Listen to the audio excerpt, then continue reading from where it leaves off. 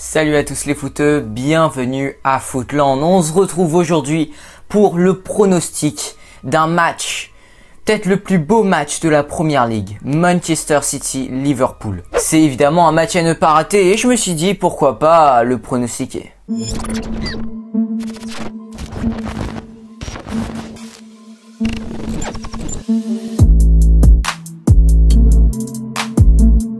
Avant de commencer les gars, n'oubliez pas de vous abonner et de cliquer sur la cloche de notification pour ne rater aucune de mes prochaines vidéos et surtout apprendre toutes les semaines sur la Première Ligue. Alors déjà du côté de Manchester City, ils ne sont pas en grande forme, ça pourrait aller mieux. Ils sont loin d'être parfaits, même si en Ligue des Champions ça va très bien, mais bon, vous n'allez pas me dire que le groupe est très élevé. On y retrouve Marseille, excusez-moi, c'est la pire équipe de la Ligue des Champions avec Anderlecht.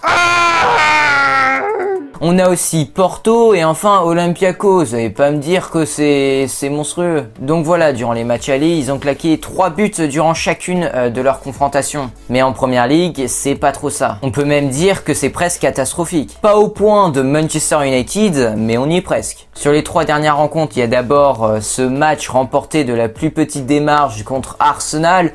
Ensuite, il y a eu le match nul contre West Ham et enfin le 1-0 contre Sheffield. Si tu fais gaffe 2 secondes, je pense que tu as remarqué que Manchester City a vraiment du mal à marquer. Et ça, c'est apparemment habituel du côté des Citizens. On a l'habitude de voir des buts à l'appel. Ils n'arrivent plus à battre ses adversaires comme avant, mais le côté positif, c'est que du coup, défensivement, ça s'est un peu plus stabilisé. Ils prennent moins de buts et font plus de clean sheets, ce qu'on n'a pas l'habitude de voir non plus. On dirait bien que Pep Guardiola a enfin trouvé la défense qui lui convenait.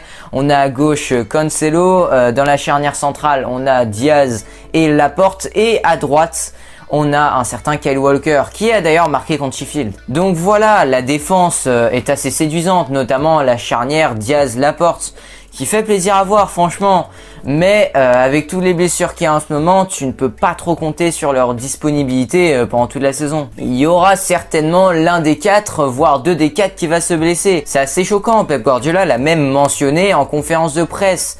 Il y a 57% de plus de blessures cette saison. Et tous les clubs sont touchés, que ce soit Manchester City avec Sergio Aguero notamment, Liverpool avec Thiago, Van Dijk et Fabinho. On ressent encore l'impact du confinement sur le football.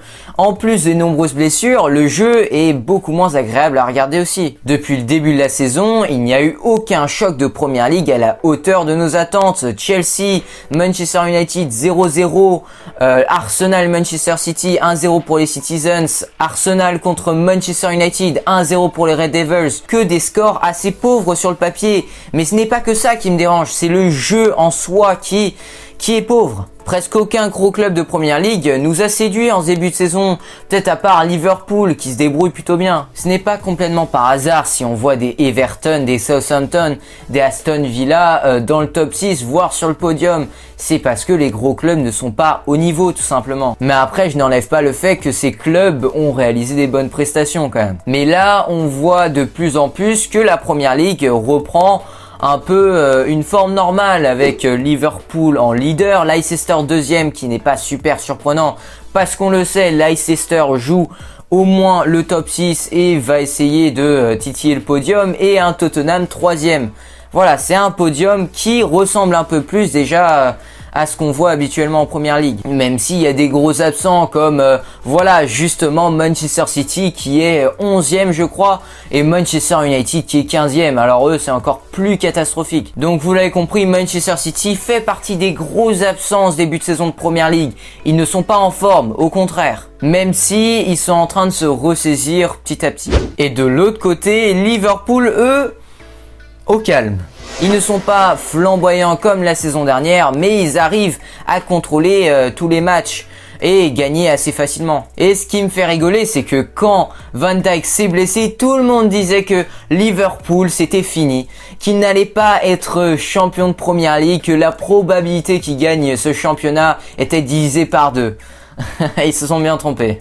Attendez les gars, faut qu'on se mette d'accord, un joueur ne fait pas toute l'équipe. Ce n'est pas parce que Van Dijk est blessé que vous allez perdre le championnat. Tu as des remplaçants et tu as surtout un coach extraordinaire qui s'appelle Jürgen Klopp. Par contre, si l'Allemand part de Liverpool, alors là, on en reparlera. Mais actuellement, ce n'est pas le cas. Il est toujours en fonction. Donc pour moi, Liverpool, clairement, c'est le candidat le plus sérieux au titre. Surtout au vu du niveau de son concurrent direct, Manchester City, qui n'affiche pas un super visage, faut l'admettre. Mais il faut admettre l'évidence, Liverpool défensivement, c'est pas très rassurant. C'est la deuxième pire défense de Première Ligue derrière West Bromwich Albion avec 15 buts encaissés. Mais bon, finalement, ils arrivent toujours à marquer plus que leur adversaire.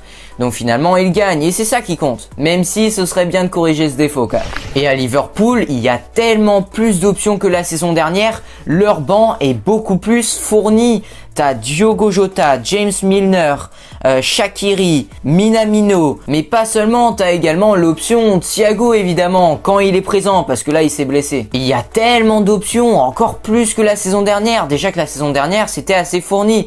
Mais là, c'est encore plus, ça me fait penser un peu au Bayern Munich, qui a un banc de folie également. Et d'ailleurs, Diogo Jota, parlons-en. Le mec, il est en train de montrer au monde entier à quel point il est fort. Même lors des matchs où il est un peu moins bien, où on voit qu'il peine un peu, hop, coup de génie, il te marque un but de la tête. Ah mais je te dis, c'est un joueur incroyable. Et les gars, je me demande même si Diogo Jota ne va pas prendre la place de Firmino en pointe. Jürgen Klopp a essayé notamment contre West Ham, il l'a fait entrer à la place de Firmino en pointe. Il a marqué un but après son entrée en jeu. Ensuite, Jürgen Klopp a essayé de le mettre en pointe titulaire cette fois-ci contre l'Atalanta mardi soir en Ligue des Champions. Triplé, 3 buts.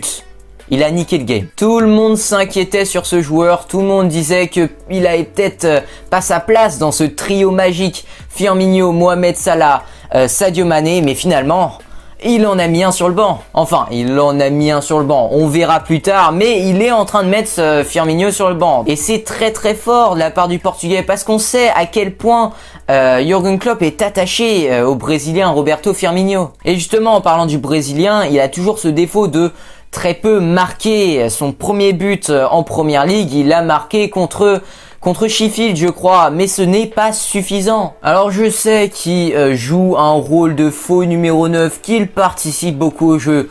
Je le sais, ne vous inquiétez pas les gars. Mais bon, j'attends d'un buteur qu'il marque des buts, c'est normal. Et un ratio d'un but tous les 7 matchs n'est pas suffisant à mon goût. Bon voilà, j'admire quand même ce joueur, il fait de l'excellent boulot, mais j'attends quand même un peu plus de lui. D'ailleurs, dites-moi dans les commentaires ce que vous pensez de Roberto Firmino et est-ce que vous pensez que Diogo Jota va prendre sa place. Donc voilà, on a une équipe Manchester City qui peine en Première Ligue mais qui en Ligue des Champions se débrouille extrêmement bien, mais comme je vous l'ai dit, c'est voilà, c'est une poule assez facile. Et d'un autre côté, tu as une autre équipe qui se débrouille bien sur tous les niveaux, que ce soit la Ligue des Champions ou la Première Ligue. Donc avantage Liverpool pour la forme. Maintenant le pronostic, ce que vous attendez tous le plus évidemment. Alors bien sûr, je m'attends à des buts. Manchester City, bien qu'il soit un peu plus solide défensivement ces derniers temps, reste Manchester City et reste quand même une équipe qui défensivement a du mal. Tandis que Liverpool, comme je l'ai dit, c'est la deuxième pire défense de Première Ligue. J'espère que durant ce choc, Manchester City ne fera pas un tiki-taka ennuyeux comme il a l'habitude de faire. On l'a vu notamment contre Marseille, c'était horrible à voir. Bon, ils ont quand même remporté le match 3-0, mais c'est juste que ça rend le match très ennuyeux. Ça me fait penser à l'Espagne durant la Coupe du Monde 2018. Des joueurs qui font des passes ultra courtes à des coéquipiers à 1m2 qui jouent à la baballe quoi. Mais en face, t'as une équipe qui n'hésite pas à prendre le jeu à son compte et qui propose du beau jeu en général. Donc je m'attends quand même à un beau match. Voilà mon pronostic final. Je pense que Manchester City va perdre. Ça fait assez longtemps que les Citizens n'ont pas affronté un gros d'Europe depuis Lyon. Comme si Lyon était un gros d'Europe. Donc voilà, ça fait longtemps qu'ils n'ont pas été contre un gros. En Première Ligue, ils ont certes battu Arsenal, mais ce n'est pas un grand Arsenal. Et là, je pense qu'ils vont tomber sur un Liverpool trop fort pour eux, contre un Liverpool qui va un peu les bouleverser, les choquer. Pourquoi pas un petit Diogo Jota en forme qui inscrit un doublé. Donc je pense que Liverpool battra Manchester City 3-1. Voire 4-1. Je sais, je suis méchant, mais je m'attends vraiment pas à une victoire de Manchester City. Donc voilà mon pronostic, comme d'habitude sur cette chaîne, on se mouille, j'attends vos pronos dans les commentaires. N'oubliez pas de vous abonner, de cliquer sur la cloche de notification pour n'en rater aucune de mes prochaines vidéos et surtout, apprendre toutes les semaines sur la Première Ligue. Sur ce, moi je vous dis à la prochaine pour une nouvelle analyse palpitante. D'ici là, prenez soin de vous les gars. Ciao les footeux.